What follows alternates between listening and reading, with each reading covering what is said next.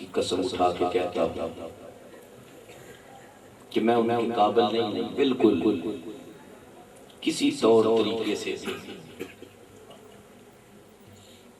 وہ کہتے ہیں کہ یہ ان کی مہربانی ہے کہ پھول رکھتے ہیں، ورنہ مزار عشق تو کانٹوں کے بھی قابل نہیں ہوتا۔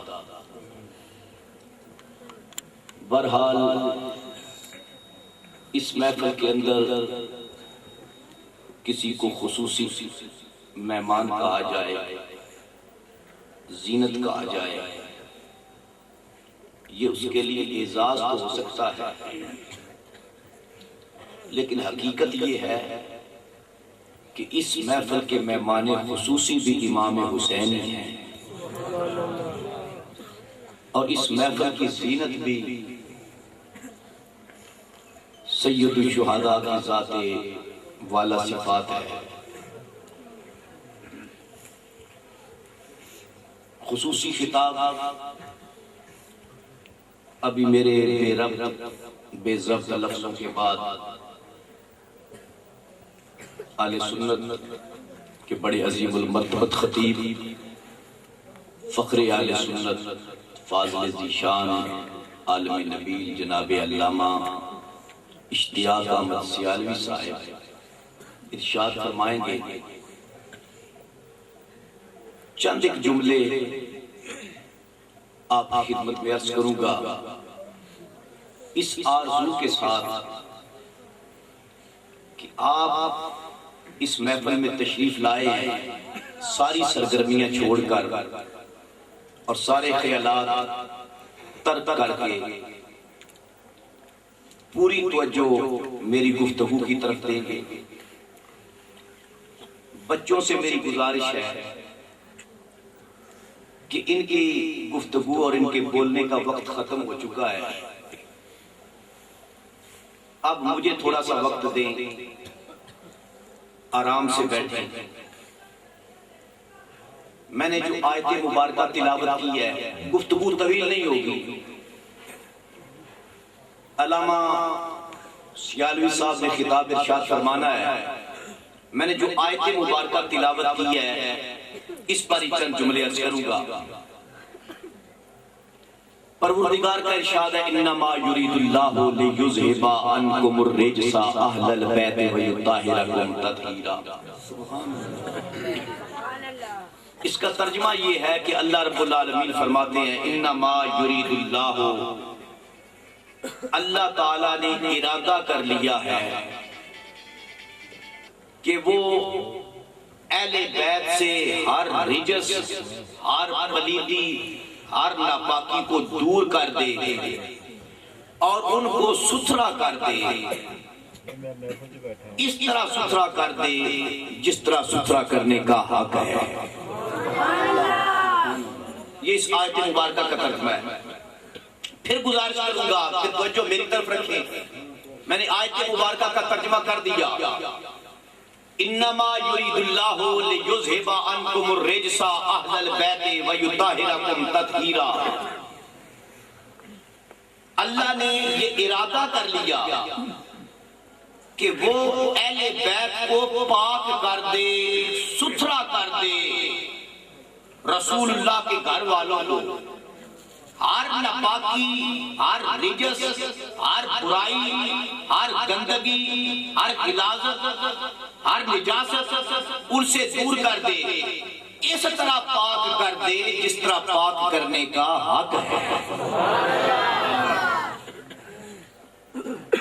ارشاد ہے پروردگار۔ اب اس کی تفسیر کے اندر زیادہ دور نہیں جاؤں گا، بس مثال دیتا ہوں تاکہ اس بات کا مقدمہ بن جائے۔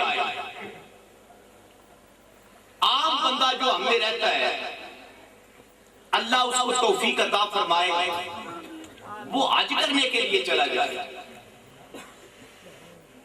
حج کرنے کے بعد واپس آتا ہے، لوگ اس کے استقبال کے لیے جاتے ہیں، کوئی اسلام آباد ایئرپورٹ پہ جاتا ہے، کوئی لاہور ایئرپورٹ پہ جاتا ہے، جو وہاں نہیں پہنچ سکتا وہ سیالکوٹ چلا جاتا ہے شہر کے اندر، جو وہاں نہیں جا سکتا وہ کوٹلی لوہارا سٹاپ پہ چلا جاتا ہے، جو وہاں پر بھی نہیں پہنچا وہ اپنے گھر سے باہر نکلا، حاجی صاحب آ رہے ہیں جی، ان سے مصافحہ بھی کرتا ہے، بڑے ادب کے ساتھ ملتا ہے، ان کے رومال کو بھی چومتا ہے، ان سے دعا کی درخواست بھی کرتا ہے۔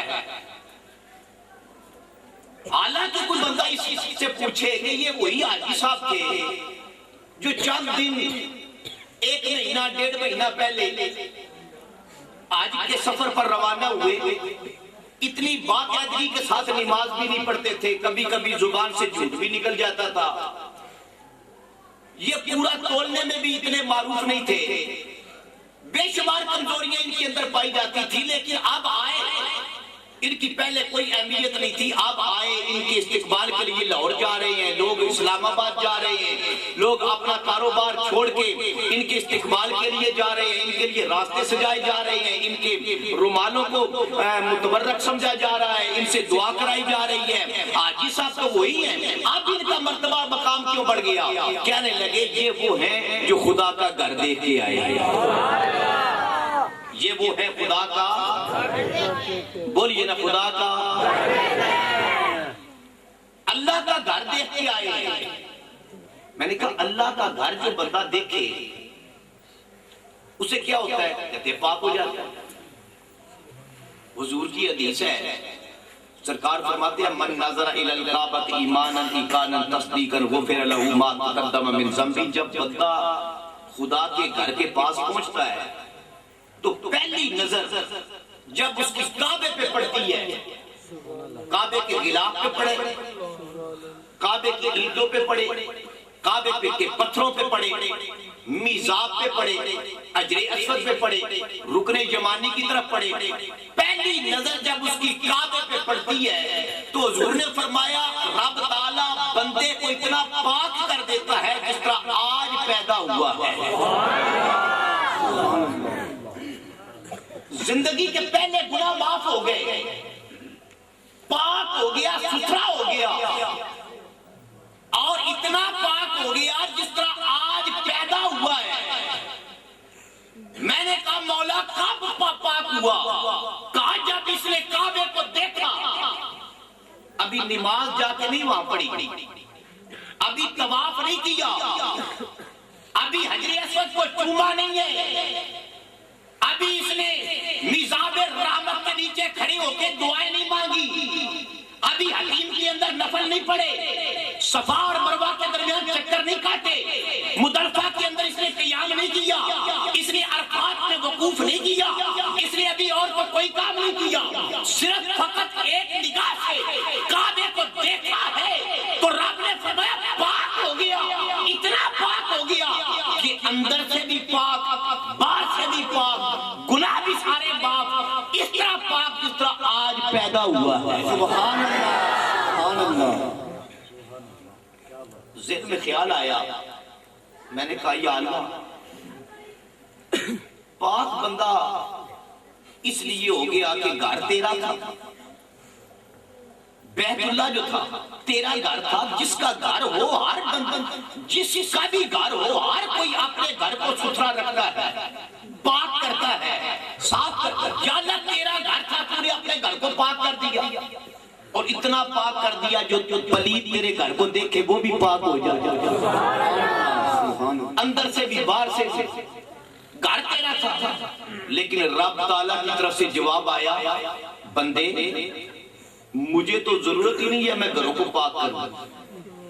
میں نے کہا یا اللہ لوگوں کے گھر نہیں تیرا گھر جو بیت اللہ کہلاتا ہے، رب نے فرمایا میں نے اس کو پاک نہیں کیا، میں نے اس کو پاک، سبحان اللہ۔ پروردگار نے فرمایا میں رب ہوں، میں لا شریک، بے مثل بے مثال، میری شان لم یلد ولم یولد ولم یکن لہ کفوا احد۔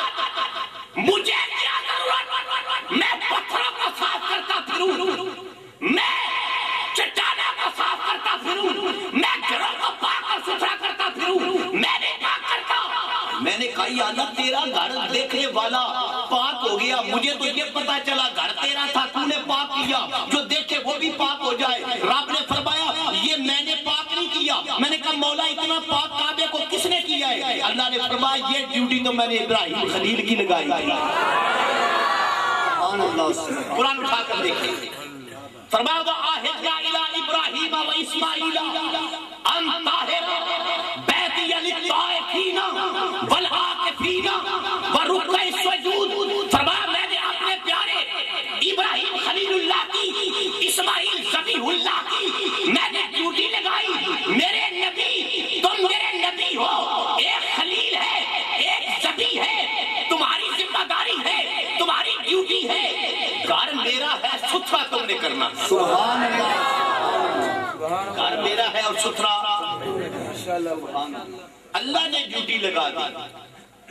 آج بھی جو مسجد کا دھیان رکھے، جو مسجد میں صفائی ستھرائی کرے، جو مسجد کی نگرانی کرے، لوگ کہتے ہیں اس کی ڈیوٹی رب کی طرف سے لگی ہے، اللہ کی طرف سے اس کی ڈیوٹی لگی ہے.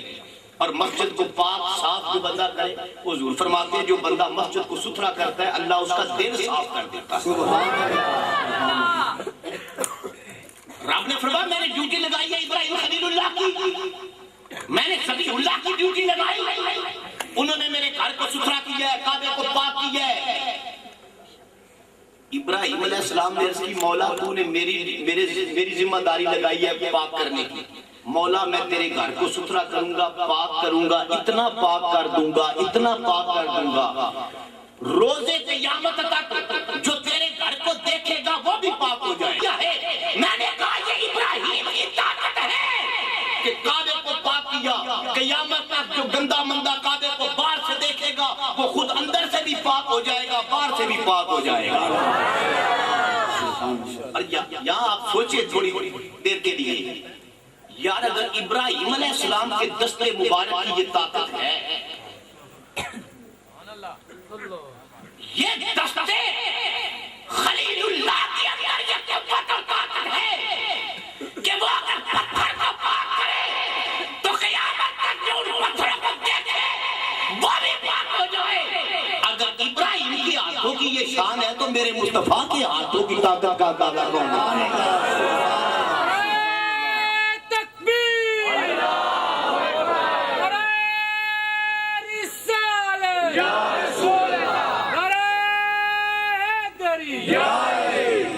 میری بات پوری توجہ کے ساتھ، ہم جتنے بیٹھے ہیں شاید ہم اس بات سے واقف نہیں کہ کتنی عظیم المرتبہ اور پاکیزہ یہ محفل ہے، اور جس کی محفل میں آ کے بیٹھے ہیں ہم سب اس کے مقروض ہیں. وہ ذات حسین اتنی عظیم المرتبہ ذات ہے جس کا احسان قیامت تک پوری امت مل کر نہیں اتار سکتی. اس لیے الفاظ کو سمجھے. میں نے کہا ابراہیم علیہ السلام کے دست مبارک کی یہ شان ہے کہ کعبے کو پاک کیا، جو دیکھے وہ بھی پاک ہو گیا. میں نے کہا یہ شان ابراہیم علیہ السلام کے دست مبارک کی ہے تو رسول اللہ کے دست مبارک کی کیا شان ہے؟ آقا کے دست مبارک کی طاقت کا عالم کیا ہوگا؟ میں نے کہا یا آقا آپ کے جد اعلیٰ ابراہیم خلیل اللہ نے کعبے کو پاک کیا، قیامت تک دیکھنے والا پاک ہو جائے. حضور نے فرمایا ذمہ داری رب نے لگائی تھی ابراہیم علیہ السلام کی، ابراہیم نے پاک کرنا ہے کعبے کو. حضور فرماتے ہیں میری شان، اگر حضور کے ہاتھوں کی شان دیکھ رہی ہے تو حضور فرماتے ہیں پہلے میرے قدموں کا مقام کو دیکھو. پہلے میرے قدموں کا مقام. یہ زمین جو ناپاک تھی، نجاستوں سے بری ہوئی تھی، غلاستوں سے آلودہ تھی، میرے پاک رسول کی پہلے دن جب ولادت ہوئی نا، حضور کا ننھا سا قدم زمین پر لگا تو جوئلت لی الارض مسجدا طہورا. حضور فرماتے ہیں میرا پہلے دن کا قدم جب زمین پر لگا تو رب نے شرق سے لے کر غرب تک، شمال سے لے کر جنوب تک ساری زمین کو پاک کر کے ستھرا کر کے مسجد بنا دیا. مسجد بنا دیا. یہ آقا کے قدموں کے اندر اتنی طاقت ہے کہ قدم لگے مصطفیٰ کے زمین پر تو زمین کی جڑیں بھی پاک ہو جائے،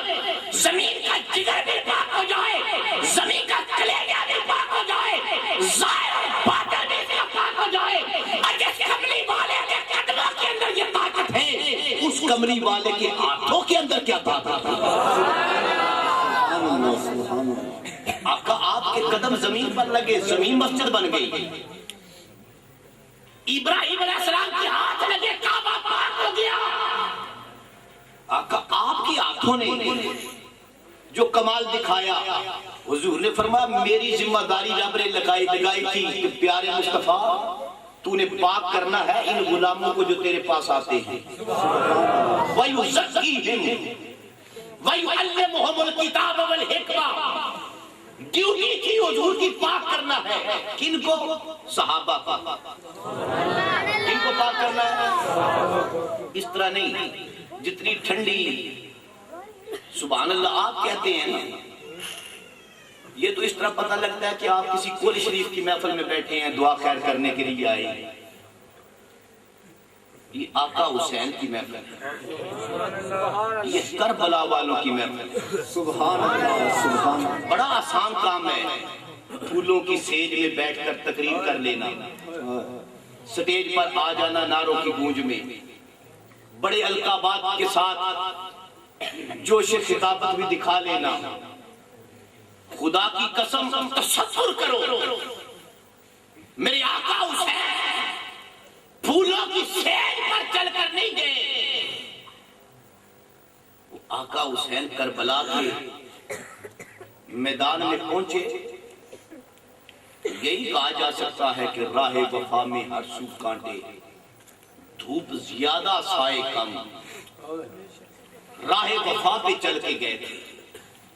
اور کہنے والوں نے یہ کہا جو تہتی ریت کے شولوں پہ سویا وہ حسین، جس نے اپنے خون سے دنیا کو دھویا وہ حسین۔ سبحان اللہ۔ اور وہ جواب بیٹے کی میت پر نہ رویا وہ حسین، جس نے سب کچھ کھو کے پھر کچھ بھی نہ کھویا وہ۔ سبحان اللہ۔ تکبیر،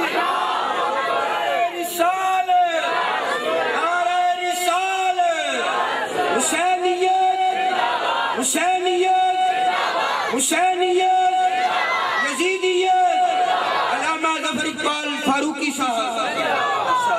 کربلا والوں کا ذکر ہونے والا ہے، میرے چند جملے پہلے ابتدائیہ سنیں ذرا۔ میں جو بات کہنا چاہتا ہوں آپ کو کام آئے۔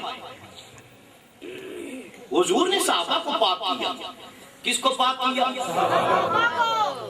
نام آئے صحابہ کا نگاہ جھک جاتی ہے۔ میں نے کہا یا اللہ نبی کے صحابہ ان کو پاک تو نے کیا؟ اللہ نے فرمایا نہیں، میں جب اپنے گھر کو پاک نہیں کرتا تو میں بندوں کو کیوں پاک کروں؟ یا اللہ کس نے پاک کیا ہے؟ فرمایا وَيُزَكِّيهِمْ، یہ ذمہ داری میرے محبوب کی تھی۔ فرمایا ابراہیم کی ذمہ داری لگائی کعبہ پاک کرے، پیارے حبیب تیری ذمہ داری ہے صحابہ کو پاک کر۔ فرمایا پیارے میرے مولا تو نے ذمہ داری لگائی میں پاک کروں صحابہ کو، میرے جدی اعلیٰ نے تو پتھروں کو ستھرا کیا تھا، اتنا پاک کر دیا تھا روزے قیامت تک جو کعبے کو دیکھے گا وہ بھی پاک ہو جائے گا۔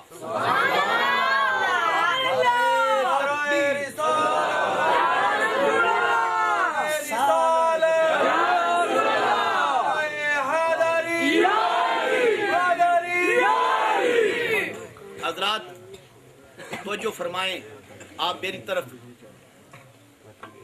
بجلی بے وفائی کرے لیکن آپ تو نہ کریں۔ توجہ، میں عرض یہ کر رہا ہوں کہ فرمایا پیارے حبیب تو نے صحابہ کو پاک کرنا ہے۔ آقا آپ نے پاک کیا؟ حضور نے فرمایا ہاں میں نے پاک کر دی۔ یہ ہے کہ یہ آسمان کے ستارے ہیں، ستارے۔ اچھا چھوٹی سی مثال دیتا ہوں، وقت نہیں ہے۔ پنڈ کا چودھری ہو، ہزاروں مربوں کا مالک ہو، اونچی دستار باندھتا ہو، علم کے اندر بڑا معتبر ہو، شیخ الحدیث اس کا لقب ہو، بڑی کتابیں اس نے لکھی ہو، فتویٰ اس کا چلتا ہو، اونچا شملہ اس کا ہو، رات کو باہر نکلے نا ستارے دیکھنے کے لیے تو اس کو کیا کرنا پڑے گا؟ جس کی دستار کسی کے سامنے نیچی نہیں نہ ہوتی، ستارے دیکھنے کے لیے اس کی دستار کا ترا جھک جائے گا، تارے دیکھ رہا ہے۔ میں نے کہا کیا کر رہے ہو؟ کہتا ہے تارے دیکھ رہا ہوں۔ میں نے کہا دستار نیچے ہو رہی ہے۔ کہتا ہے تارے دیکھنے کے لیے دستار تو نیچے ہوتی ہے۔ میں نے کہا حضور نے اس لیے کہا تھا میرے صحابی ستاروں کی طرح ہے۔ کیا مطلب؟ بڑے سے بڑے ترے والا ہو نا، فرما میرے صحابہ کا مرتبہ اس سے بھی بلند ہے۔ دنیا میں عالم ہو، فاضل ہو، مفتی ہو، حافظ الحدیث ہو، وہ شیخ القرآن ہو، شیخ الاسلام ہو، جو بھی ہو، کہا اگر میرے صحابہ کا کسی منصب پر، ولایت کے کسی منصب پر فائز ہو، زمین پر کھڑے ہو کر میرے صحابہ کا مقام دیکھنا چاہے، اندازہ کرنا چاہے، آسمان کے تاروں کو دیکھے، جس طرح اس کی دستار کا ترا نیچے ہو جائے گا، میرے صحابہ کا مرتبہ اس طرح بلند ہے۔ صحابہ اتنے بلند ہیں، لیکن شان ملی کیوں ہے؟ قدموں میں بیٹھتے ہیں۔ خدا کی قسم حسین قدموں والا نہیں ہے، حضور کے کندھوں پہ۔ داتا اجویری رحمت اللہ علیہ کی کتاب کشف المعجوب شریف اٹھا کر دیکھیں، مسجد نبوی میں نا سیل ہموار نہیں تھا، نکیلے پتھر تھے، ان کو روڑے جو تھے نا ان کو دبایا گیا تھا۔ میرے آقا رحمت اللہ عالمین اس مسجد نبوی کے روڑوں کے اوپر حضور بچوں کی سواری بنے ہوئے، بچوں کی سواری، دونوں ہاتھ حضور نے تلیاں نیچے رکھی ہوئی ہیں، یہ گھٹنے زمین پر لگائے ہوئے ہیں، حضور بچوں کی سواری۔ اور حضرت عمر رضی اللہ تعالیٰ فرماتے ہیں میں اندر داخل ہوا، میری چیخ نکل گئی، میں نے دیکھا کہ حضور بچوں کی سواری، پشت پر اتنا سا بچہ سوار ہے، اس کا نام حسین ہے۔ اور کیا کر رہا ہے اس نے نا، یہ بان کی رسی کھردری رسی بنا کے حضور کے منہ مبارک میں ڈالی ہوئی ہے، اور وہ سواری کی طرح کبھی آواز نکال کے اس طرح کھینچتا ہے، حضور اپنا چہرہ ادھر پھیر لیتے ہیں، پھر ادھر کھینچتا ہے، حضور اپنا چہرہ ادھر پھیر لیتے ہیں۔ یار حضور کا چہرہ پھرے، وہ گولڑے کے پیر نے کہا تھا نا دل پر ہی موقوف نہیں، ہر شے پہ تصرف ہے ان کا، کونین کا رخ پھر جاتا ہے جب زلف سوارا کرتے، کونین کا رخ پھر جاتا ہے جب زلف، اس کی زلف کا یہ عالم ہے تو یہاں چہرہ اٹھ رہا ہے، کبھی ادھر کبھی ادھر، اور بچے کے ہاتھ اس نے لگامیں بنائی ہوئی ہیں۔ خدا کی قسم حضرت عمر فرماتے ہیں میں نے یہ منظر دیکھا تو میری چیخ نکل گئی، میں رو پڑا، میں نے کہا واہ حسین تیری سواری میں مثل ہے۔ حضور نے اپنا رخ زیبا اٹھایا، فرما عمر ابھی جملہ مکمل نہیں ہوا، صرف سواری بے مثل نہیں۔ کہا یا رسول اللہ آپ جیسے سواری کس کو میسر آئے گی؟ حضور نے فرمایا جو سوار بیٹھا ہے نا یہ بھی بے مثل ہے، اس جیسا سوار بھی دنیا میں کوئی نہیں ہوگا۔ میرے آقا حسین کی عظمت کا عالم یہ، زلفوں پر سواری کرنے والا حسین، اس نے سارے کربلا کے میدان میں اٹھا دیے۔ 2 محرم کو کربلا میں پہنچے، پتہ ہے 2 محرم ابھی کوئی کارواں یہاں پر کوئی قافلہ نہیں پہنچا تھا، خیمے لگا لیے نہر فرات پر۔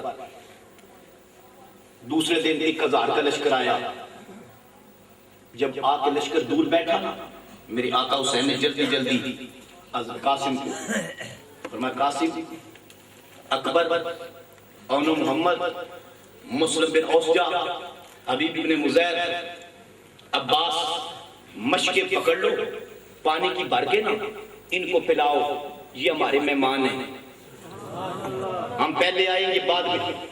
آقا یہ وہی ہے نا جنہوں نے پانی بند کرنا ہے، انہوں نے اصغر کے پیاسے گلے پہ تیر چلانا ہے، آپ پانی پلانے کا حکم دے رہے ہیں۔